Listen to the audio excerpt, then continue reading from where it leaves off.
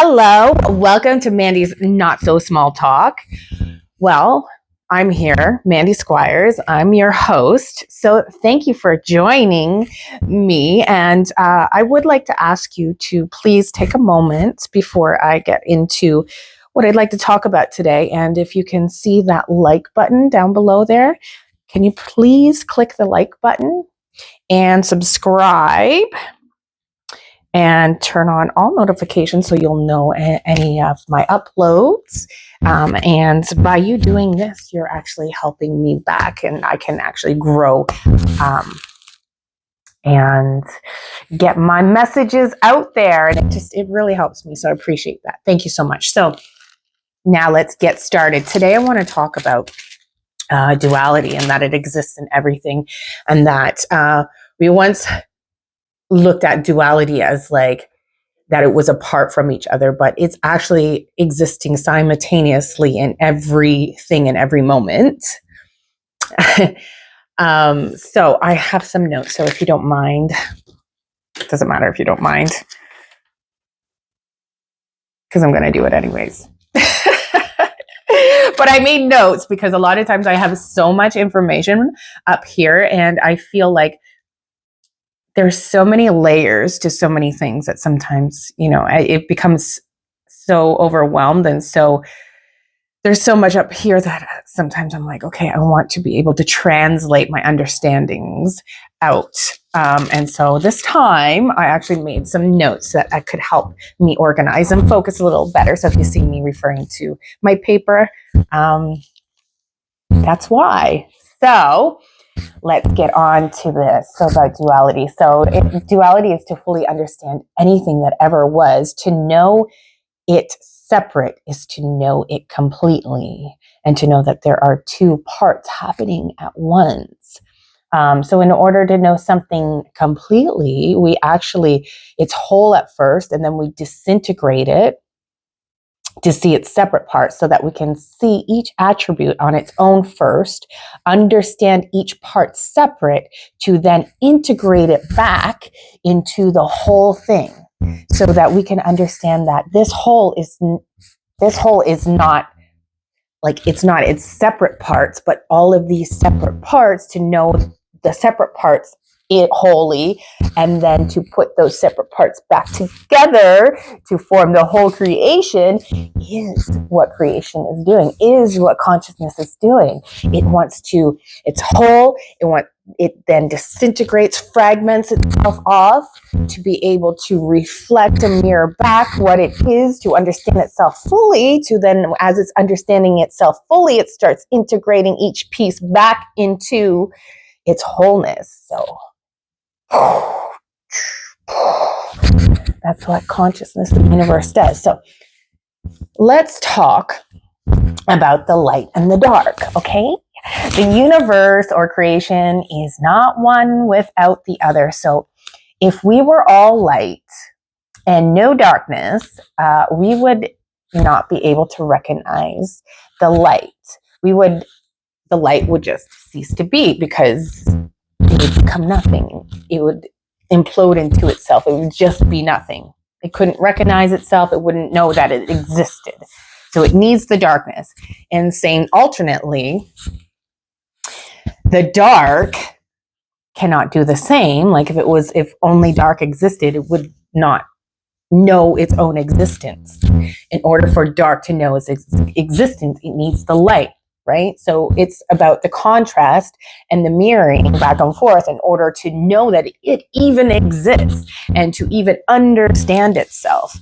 So it could not know nothing and not know of itself. It is the reflection and the existence of each other that can allow it to see and know itself, that it is even a part of existence at all. So to be whole is not to disintegrate fully the dark or fully the light, but rather to integrate both of these, and to know that we are both of these. All right, so now let's talk and take this to where we can consider positive identified actions and feelings as light attributes, and consider harsher negative feelings as dark attributes, okay? Keep in mind that these are also perceived and interpreted according to individual lenses as per their own particular programs and environments.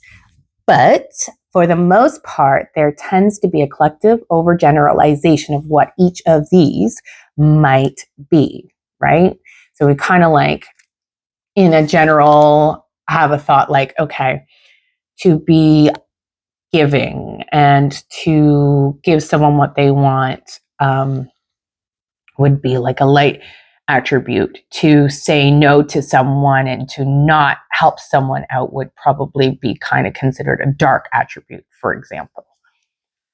Okay, so now let's say we decide we only want to be light and have only light attributes, and we start disowning the darkness within us, the dark attributes. We start to repress ourselves, so we become, what would happen if we like didn't want to own any dark, so-called dark parts of ourselves. We just wanted to give, right? And we didn't want to hold boundaries. We would be too nice. We would show up as codependent. We would actually be often, we would be overgiving at the expense of ourselves, because we don't want to don't want to harm that other person, make them feel uncomfortable. And so we start actually causing self-harm in that respect. So we start self-betraying ourselves. We're not holding boundaries to protect our own selves. So we won't step into this so-called, like we won't own the dark attributes to protect ourselves, because we only want to hold the light attributes, and we only want to give, and we only want to be good, and we only, so we don't want to have anger, or we don't want to own those parts of ourselves, which can actually be very beneficial. So, because like, let's talk about anger. Anger is often seen as like a negative emotion, right? But actually, anger can be a very positive emotion depending how you look at it and it's perceived. When you decide to not own your anger and you start repressing it, you maybe start to shut down, and it gets stuck in your body. And anger can be like a fire and can be used as an igniter and an acknowledgement that there's a boundary being impeded on, right? So if we classify anger as a dark attribute, and then we say, I only want to be a light, holy as art thou being, I'm not going to express my anger. Anger is scary for me, and I'm going to run away and shut down from it and not own it. We are actually causing harm to ourselves, and we're actually creating darkness within us, because now we're actually betraying ourselves, and we're not being authentic and showing up. We're not treating ourselves with love, and we're not loving another person by teaching them how we need to be loved. We're enabling them to cause harm upon us when we don't stand up for what we actually need, right? So there's a beautiful dance in between that. So that's why, like, when we don't own certain feelings of ourselves, they can actually, because we think they're bad, because we only want to be the light, we end up inverting the darkness, right? So rather than allowing it to flow through us, we create this dark shadow within us that, because we're not showing up authentically as ourselves. So I'm going to get into that. So you see, we are in truth a whole being. We're both light and dark. But when we don't honor the dark parts, they start hiding within our body and they're repressed in the shadows. We're not showing up authentically in our completeness, which is both. So those parts that we disown, they become hungry for attention.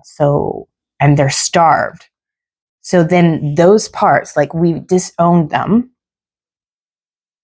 We say, you're not a part of me. And so we separate those parts and they become a separate entity apart from us because we're not owning them as us. So this separate entity is sometimes can be referred to like a demon. And this demon wants to be seen, actually wants to be loved, wants to be heard, and wants to be a part of us. But because we've thrown it out,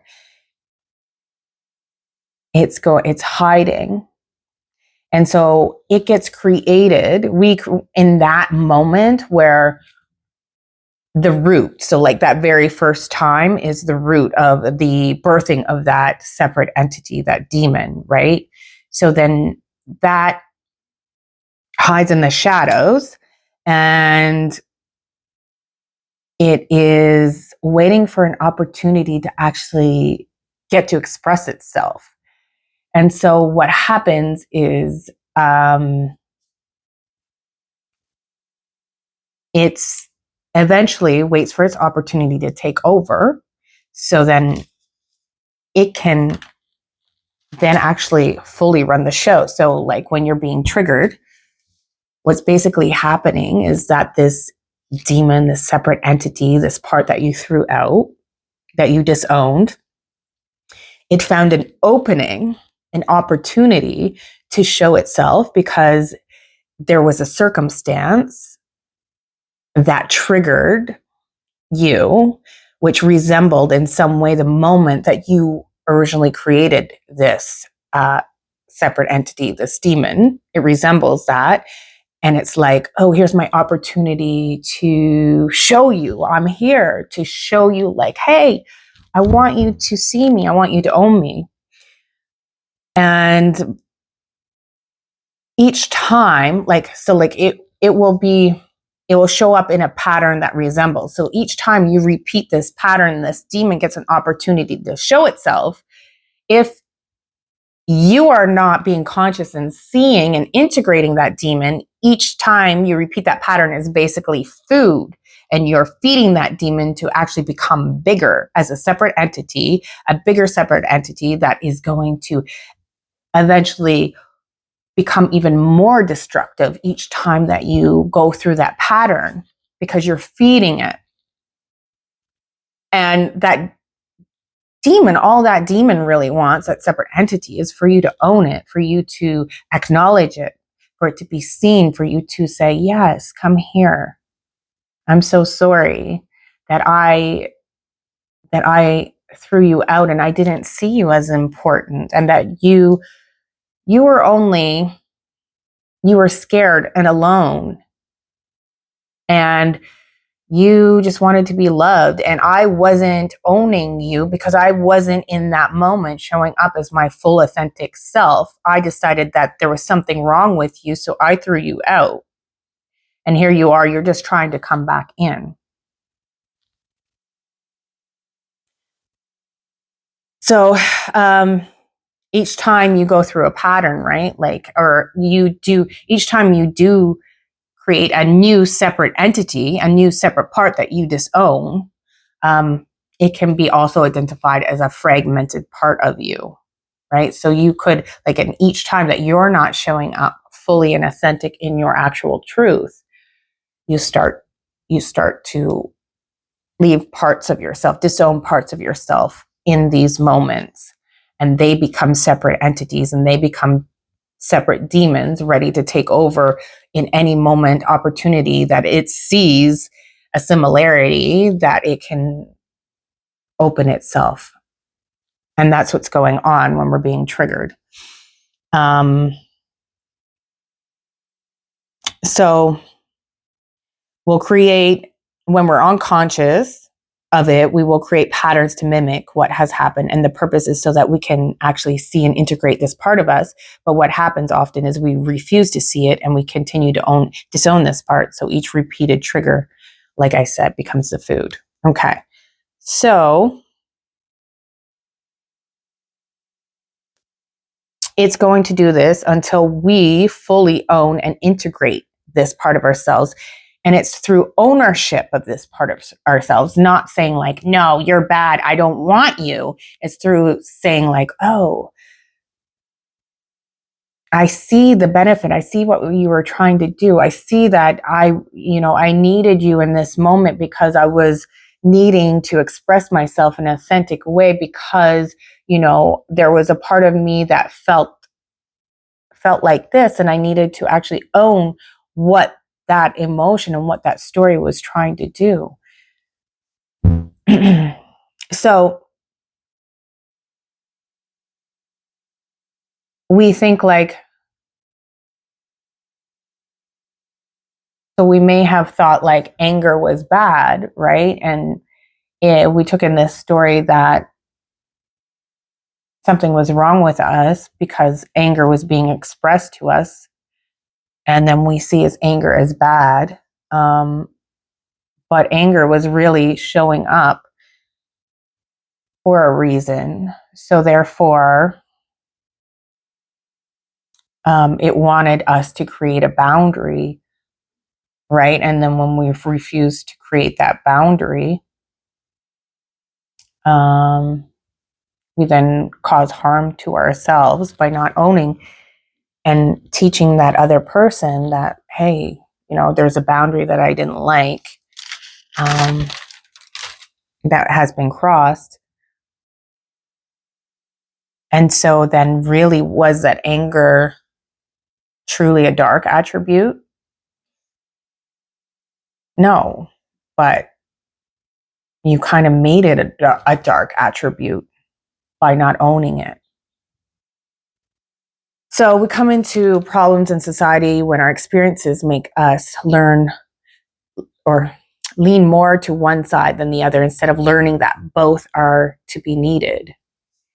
We cause harm to ourselves and others when we side too far from either way. So either too side from the light or too far from the dark. We're not finding harmony with both.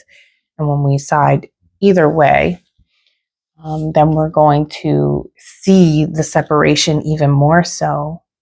And we're going to have bigger combustible experiences in order for us to understand how to actually play with both of those energies in a healthy way. And a lot of times it's done in an unhealthy way and keeps getting unhealthier as a way to like wake us up until we can figure out how to utilize the energy in a way that actually is productive instead of destructive. So another example of duality can be found in relating with another. So there are two things being exposed at the same time.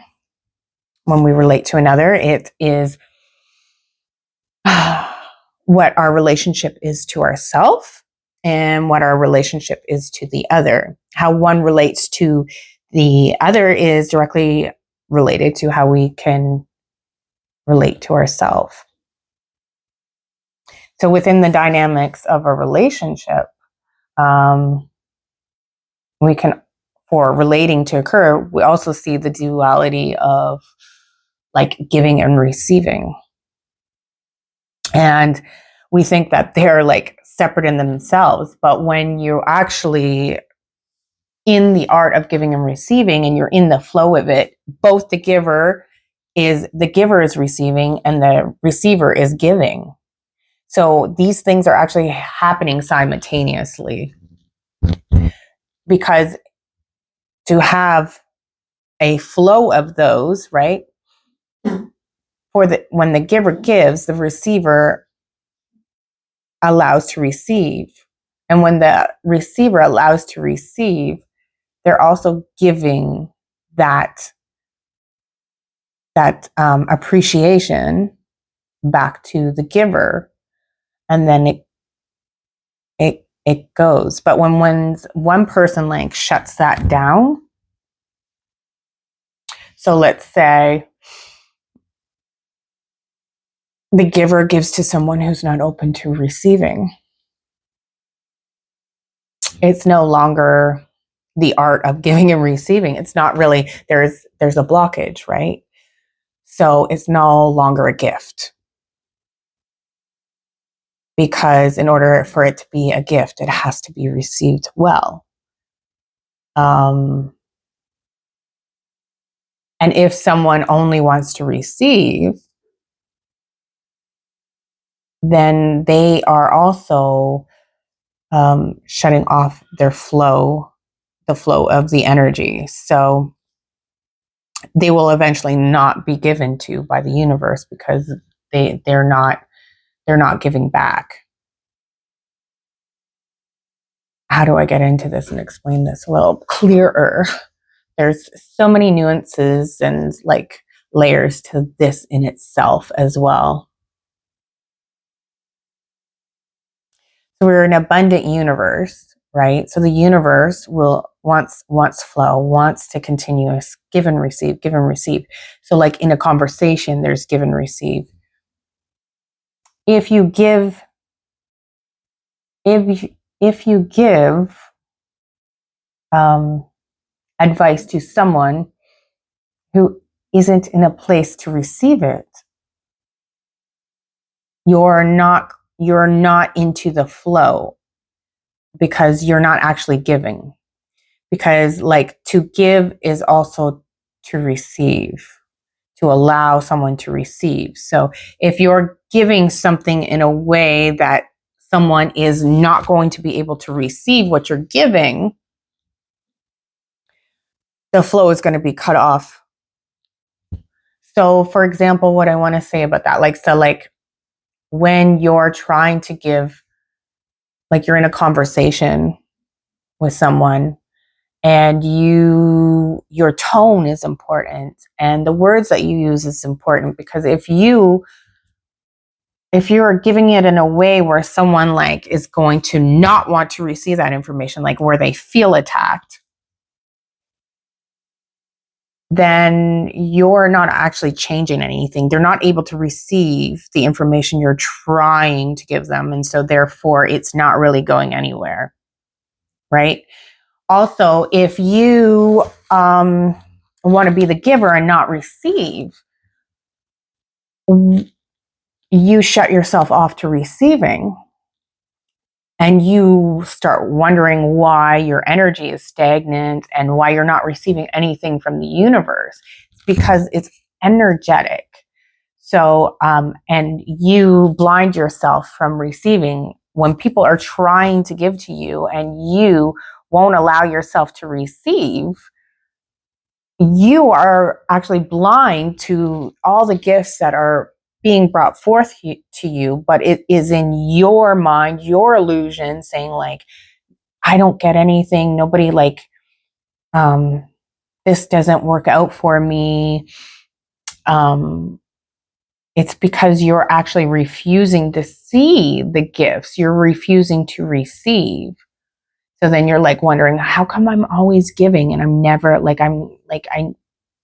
so bad luck? Is because somewhere inside of you, you've cut off, you put a wall and you've blinded yourself to either giving or to receiving or to both. And you got to figure out which one am I cutting myself off from and which one,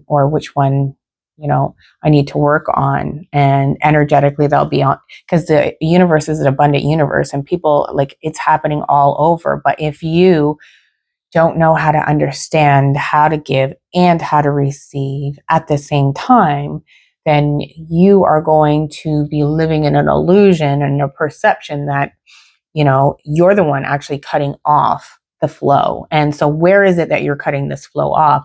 Because giving and receiving is done in through conversations and communication, through acts of service, like, and through love, like, because someone could be showing and displaying their love to you. And if you aren't open to receive it, like you think you're not worthy to receive it, you will not be able to see people giving you love in so many ways. Like, it's happening all over the place. You're the one that has it cut off.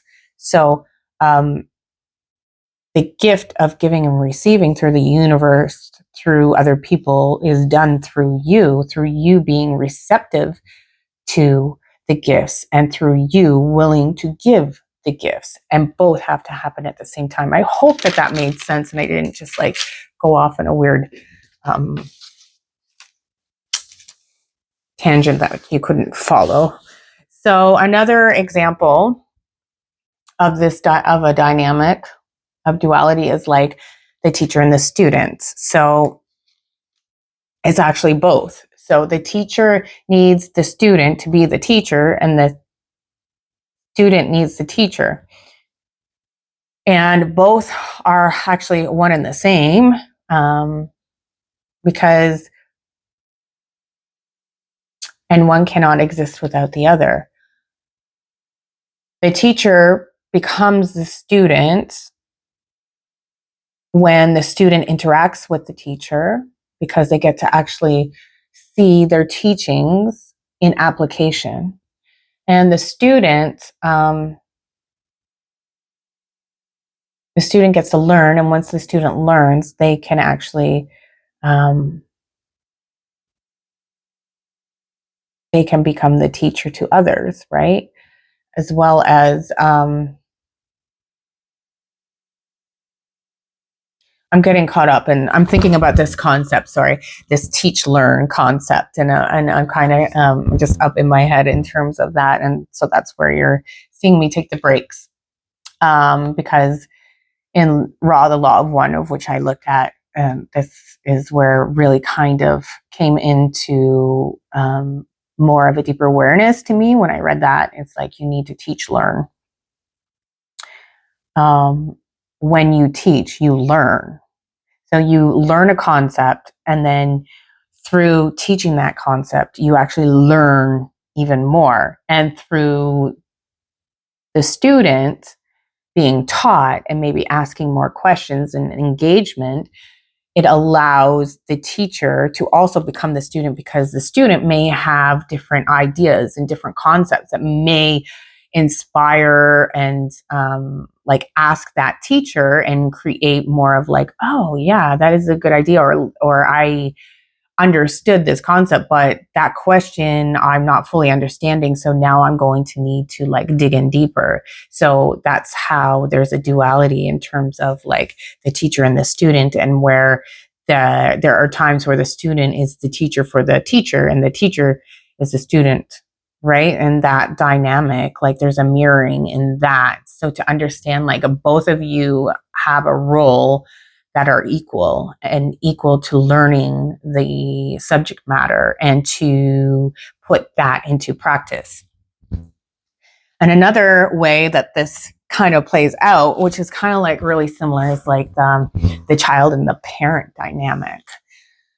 So, and you know, which is kind of similar to like teacher, student, child, parent, but in a different way. So a lot of times, people think like, okay, the parent is supposed to guide the child.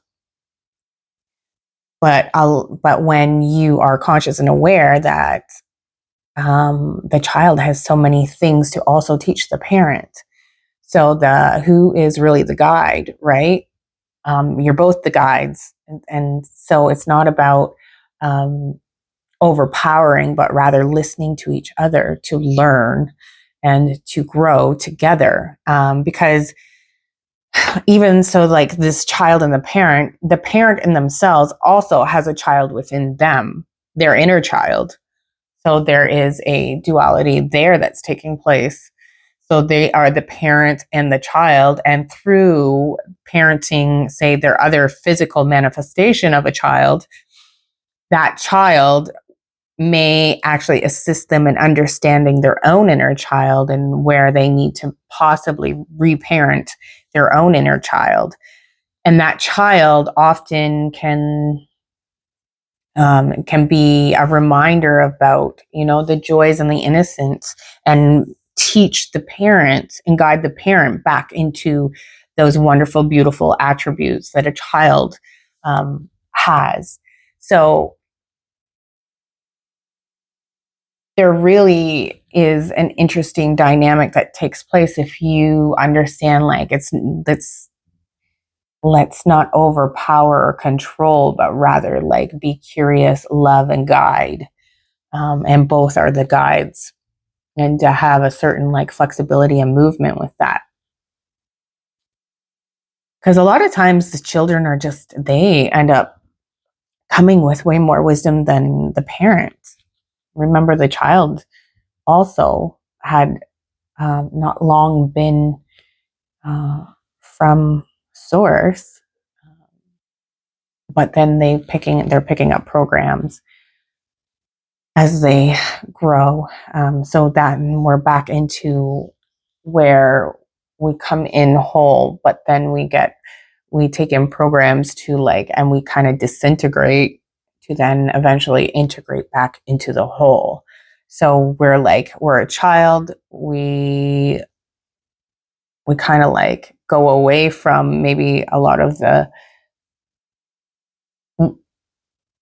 wonderful attributes of being a child to, as an adult, to come back to that, to integrating that inner child into the parent and becoming one as an adult and a child in one existence, in one body, and having both of them to have all those attributes of both the child and the adult and the parent all integrated into one, which then allows you to be that better parent, teacher, or human partner in life. So yeah, there we go. I hope everybody was able to follow along and integrate what I'm trying to say. And again, if you haven't liked and subscribed, please do so.